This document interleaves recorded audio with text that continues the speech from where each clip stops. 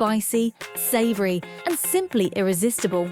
This gourmet pizza combines the freshness of prawns with spicy chorizo and jalapeño, topped with zesty herb oil. Delicious! Let's start by preheating the oven.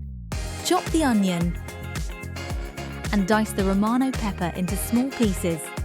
Next, carefully de-seed the jalapeño and slice it into thin rings. Heat olive oil in a frying pan over medium-high heat.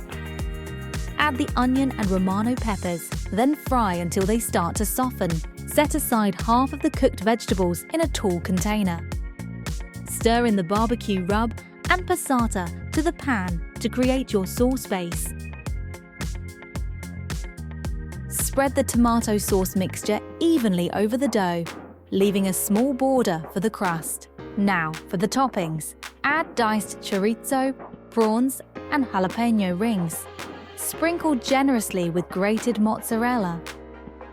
Bake in the oven until the crust is golden and the cheese is bubbling. Meanwhile, add the olives to the container with the reserved vegetables, then blend until smooth. Finally, chop the fresh herbs, parsley, coriander, and oregano.